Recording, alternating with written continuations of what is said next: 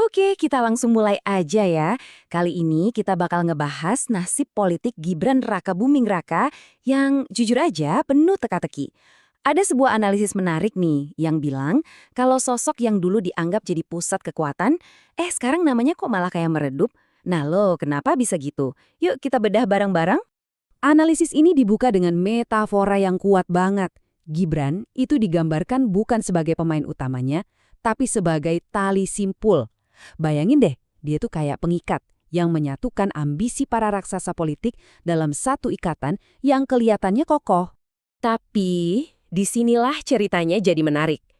Kok bisa simpul yang katanya krusial banget, itu sekarang malah mulai lepas? Nah, pertanyaan ini nih yang bakal coba kita cari jawabannya. Oke, kita masuk ke bagian pertama, Wapres yang tak terduga. Biar kita paham kenapa Gibran bisa meredup, kita harus mundur sedikit, lihat lagi gimana sih dia pertama kali muncul di panggung politik nasional. Menurut sumber ini, citra awal Gibran itu jauh banget dari seorang politisi. Dia itu dilihat sebagai anak muda biasa aja, sederhana, seringkali ceplas-ceplos, atau bahkan random dan sama sekali nggak kelihatan ambisius. Dia itu kayak kebalikannya politisi tradisional ya, orang biasa yang tiba-tiba ada di posisi yang luar biasa. Lanjut ke bagian 2, jembatan politik. Nah, di balik citranya yang kelihatan sederhana itu, Gibran ternyata punya peran strategis yang krusial banget selama masa kampanye. Sumber kami ini ngasih argumen yang cukup berani. Gibran adalah kunci kemenangan Prabowo. Perannya apa? Gak lain dan gak bukan, jadi jembatan buat mindahin jutaan suara pendukung loyal bapaknya.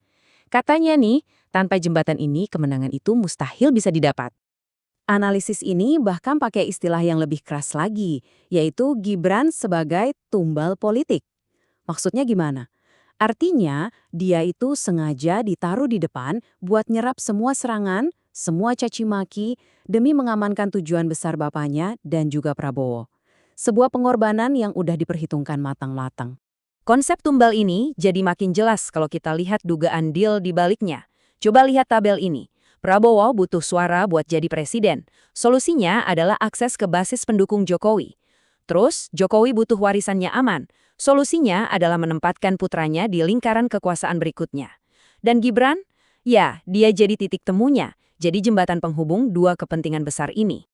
Oke, bagian 3, konsolidasi kekuatan. Tapi, seperti yang sering kita lihat di politik, peta permainan bisa berubah total begitu kemenangan sudah di tangan. Nah, ini dia pertanyaan kuncinya. Setelah pemilu selesai, apa sih yang sebenarnya berubah? Apa yang terjadi begitu Prabowo memegang kendali penuh? Menurut analisis ini, Presiden Prabowo itu gerak cepat buat mengumpulkan semua kekuatannya. Mulai dari militer, koalisi partai yang super gemuk, sampai oposisi, dan media yang dibuat melemah. Dia sekarang bisa dibilang berdiri di puncak kekuatan yang solid banget dan mandiri. Dan inilah poin krusialnya. Kalau kekuatannya udah sebesar itu, udah terkonsolidasi, jembatan itu nggak lagi diperlukan.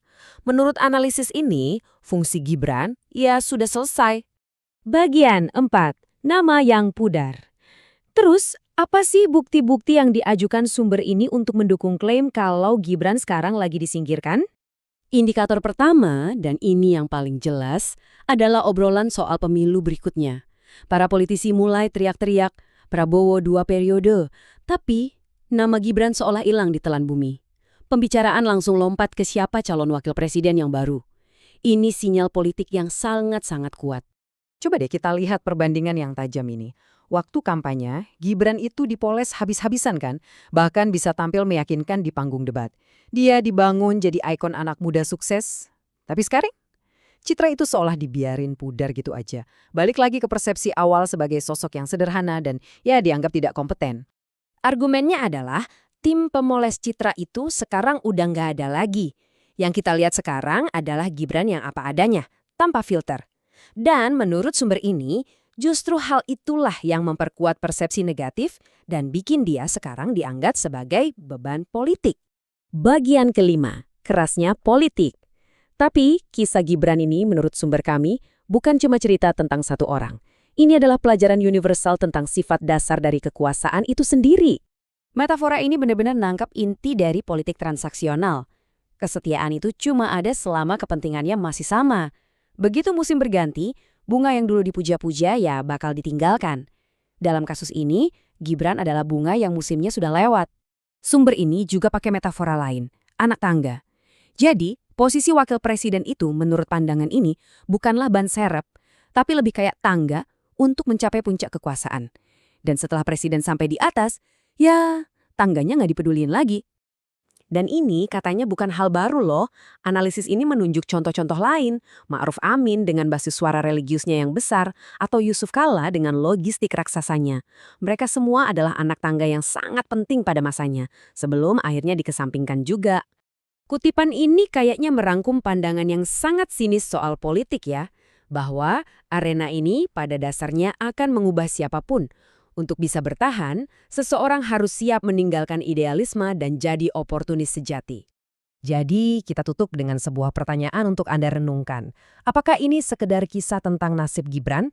Atau jangan-jangan ini adalah cermin abadi tentang bagaimana kekuasaan itu bekerja, di mana loyalitas itu sifatnya sementara, dan setiap orang pada akhirnya bisa menjadi sekedar alat? Jawabannya kami serahkan pada Anda.